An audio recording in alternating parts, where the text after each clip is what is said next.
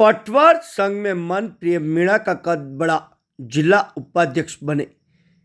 पटवार संघ जिला कार्यकारिणी में दंबोला पटवारी मन प्रिय मीणा को जिला उपाध्यक्ष मनोनीत किए जाने पर सिमरोड़ा तहसील कार्यालय में अभिनंदन समारोह आयोजित हुआ।